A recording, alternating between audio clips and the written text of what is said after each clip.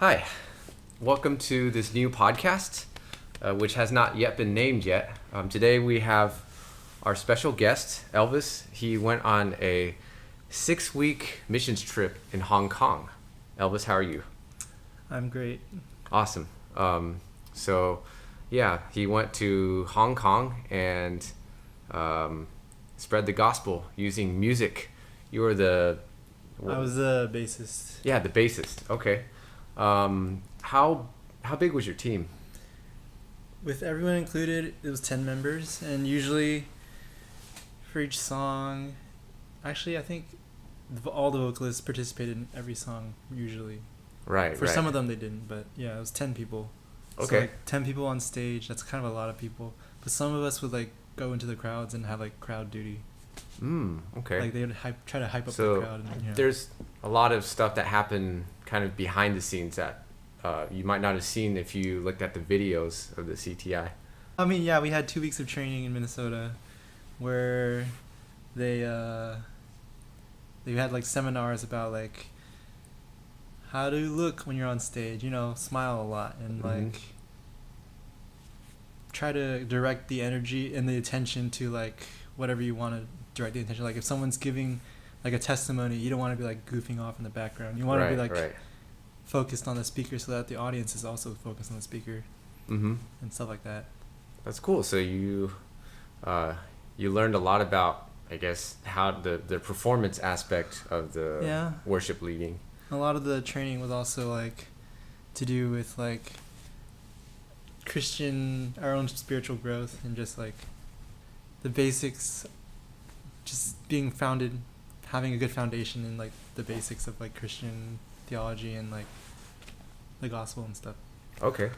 Like, so can I give you I don't know, every day we'd have like a devotion in the morning that we do, and then we'd all convene later in the day as a team and talk about what we each wrote for the devotion and just discuss it.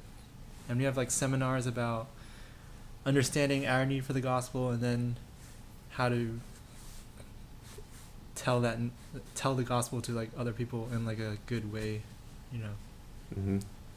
Was every member pretty much expected to deliver some type of message during the process? Yep.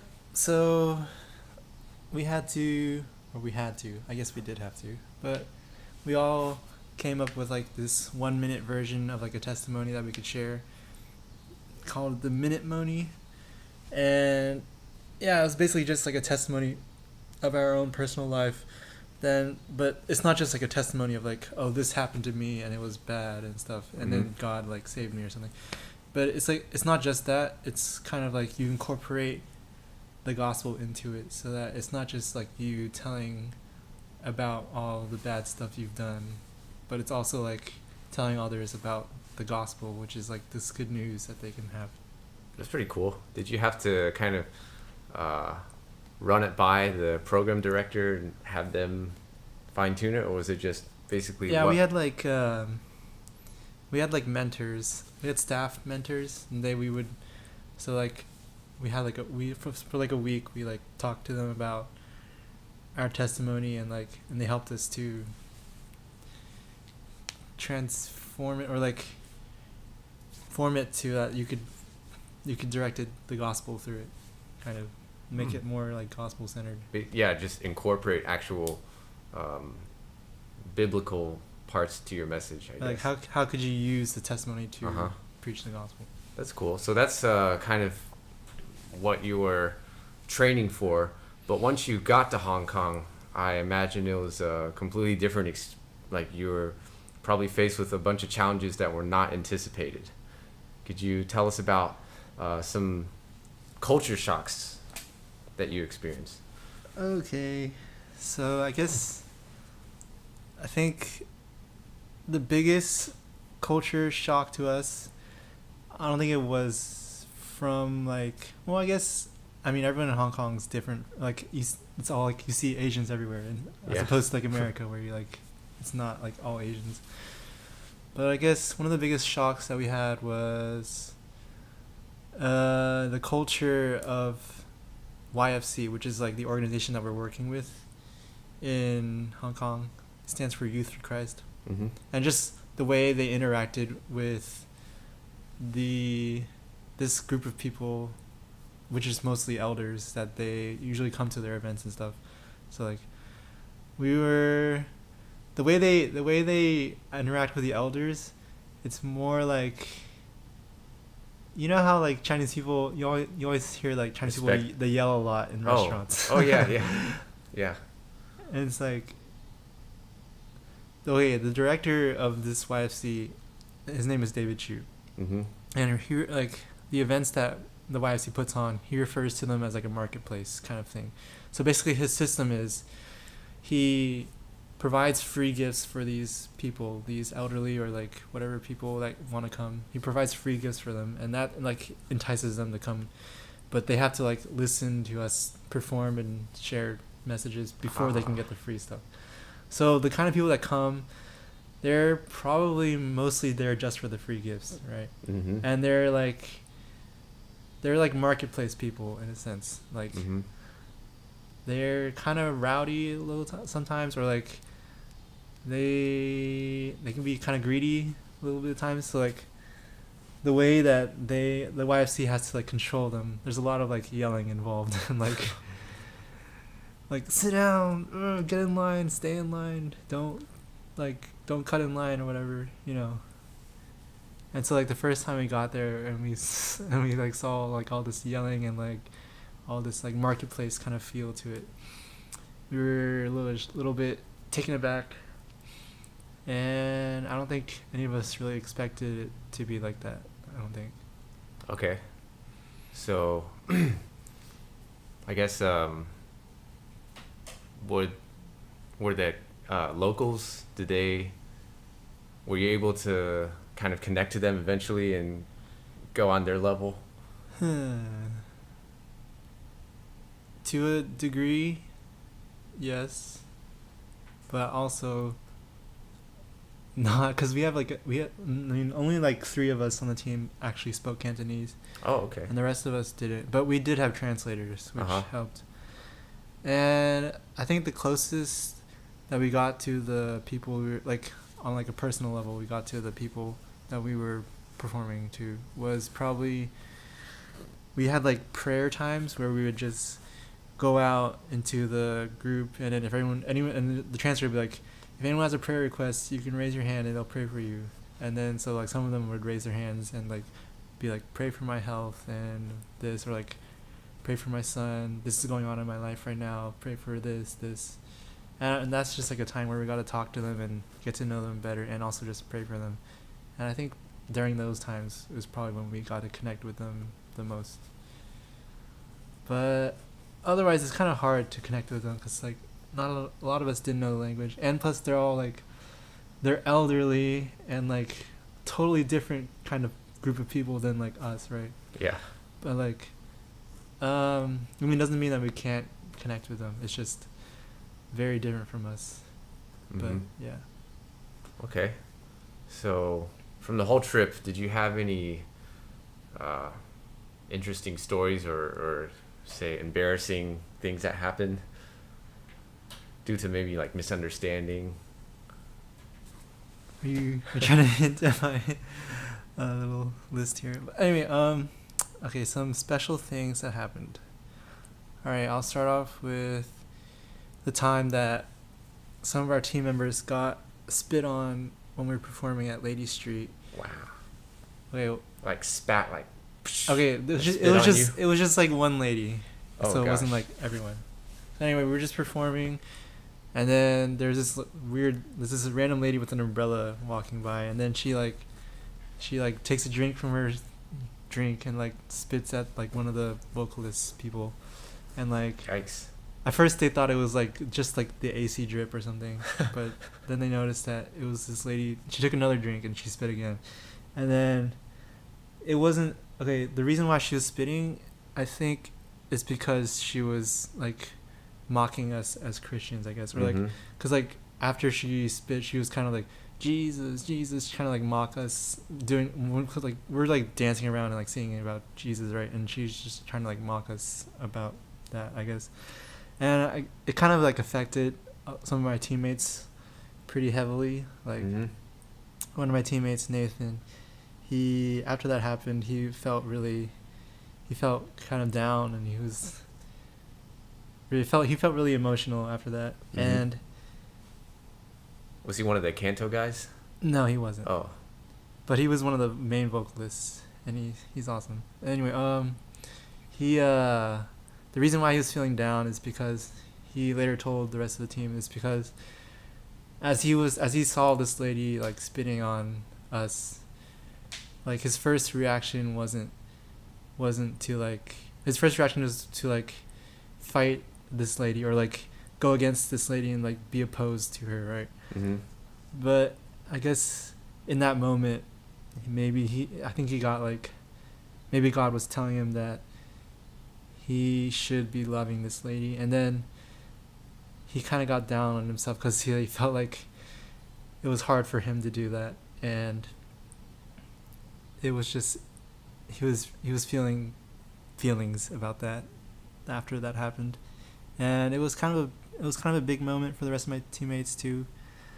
Like, I guess it's like one of the only times that you can feel like persecution as a Christian, because like in America, people aren't gonna like most people aren't gonna spit at you Sure. just for not. like randomly talking about being a Christian or not.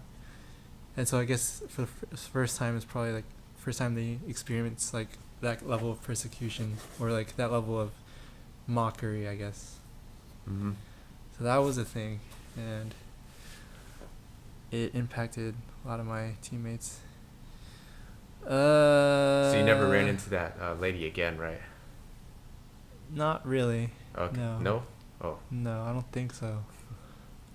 We also whenever we were performing outside, like at the Lady Street or the pier, sometimes we got like noise complaints from like shops that were like around, and then the police would come and be like, you have to play quieter, or you have to leave if you don't play quieter or something.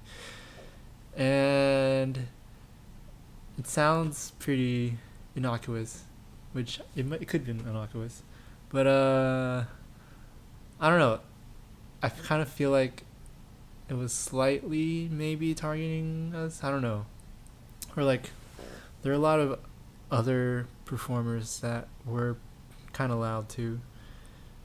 But maybe it was just an innocuous thing. But a lot of my teammates thought that it wasn't completely innocuous.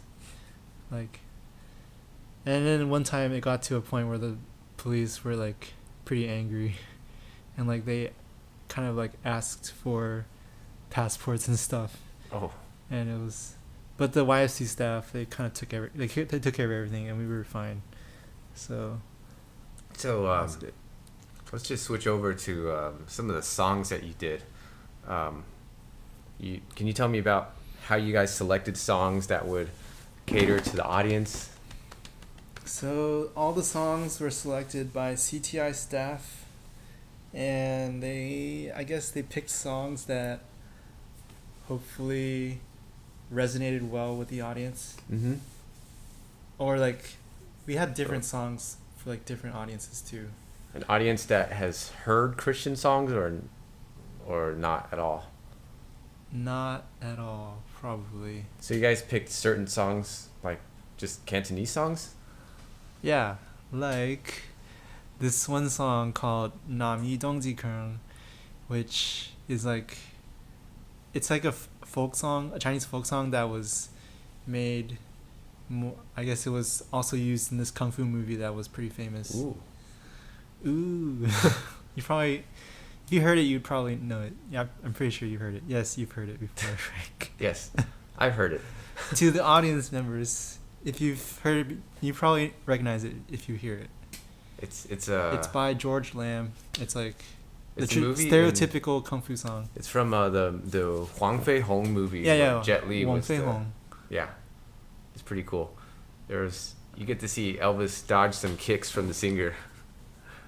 I guess if you watch that video, you will. But yeah, that song was a pretty good song, because whenever we played it, everyone knew it. Yeah, everyone knew it. Like all the elders knew it, and they would like sing along, and like maybe some of them would come up and like fake fight Wait, with really? Nathan. They got on stage? Or like we'd invite them on stage just to Oh. like have fun, you know. That's pretty cool. Yeah, and it's pretty fun sometimes. And yeah, and if the audience can get into it, then they're more engaged with us, and we can hopefully they'll be more engaged as we share like our message too. Like after we play the song, we share like a quick message, probably like connecting that song to something that we want to say about the gospel. Like for that song, we would say like a lot of times in life we want to be strong, like a kung fu warrior or something, but we fail a lot of times because we're weak. But the Bible says that like with God all things are possible. Through Christ I can do all things, you know. Yeah. And then we would like connect it kind of like that, like with God we can be, however with God we can be strong, like that. And yeah, we would sort of connect it like that. Cool. And short little verbals is what they're called. So did you get a chance to talk to any of the local people? Like just casually, or like what do you perhaps just one-on-one?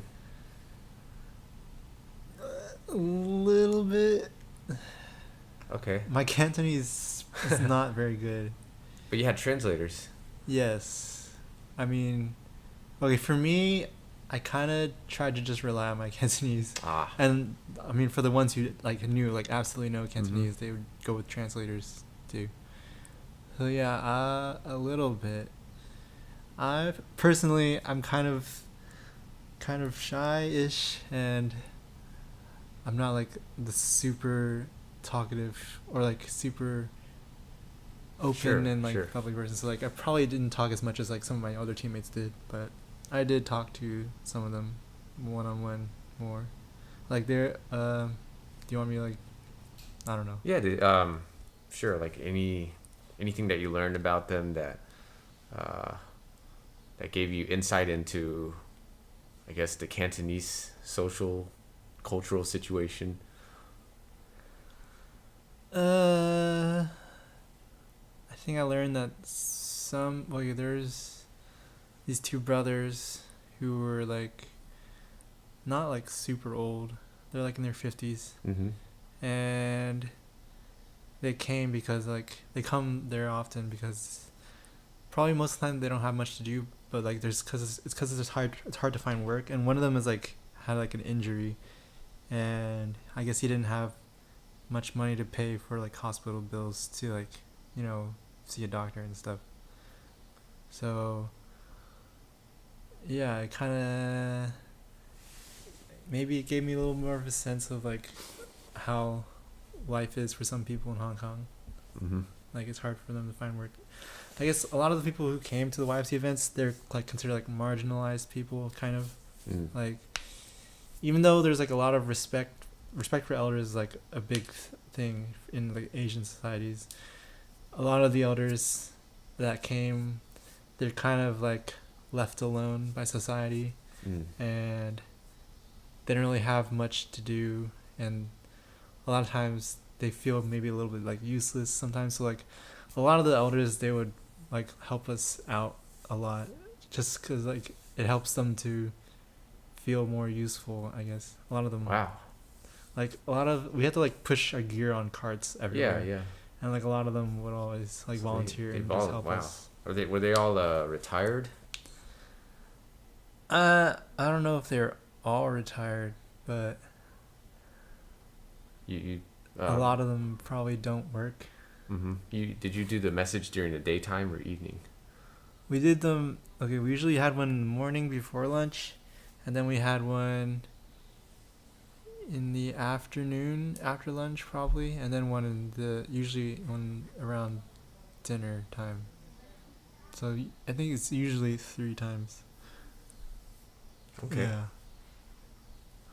All right. So, how are we doing on time? You've gone 20 minutes and 12 seconds.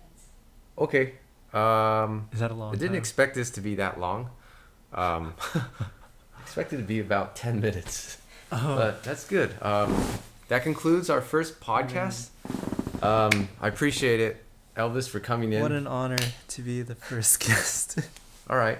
So this podcast is not complete without sponsorships. So I am going to put on here our first sponsor is the Bible Project. They are, what they do is they put out animations online. Basically, most of the Bible stories that you can think of in the Old Testament, there's an animation of, there's cartoons, there's illustrations, and it's all completely free. You just go visit the Bible Project on YouTube, search the Bible Project, and you can make reading the Bible and following along a lot more engaging. And so I'll see you guys another week.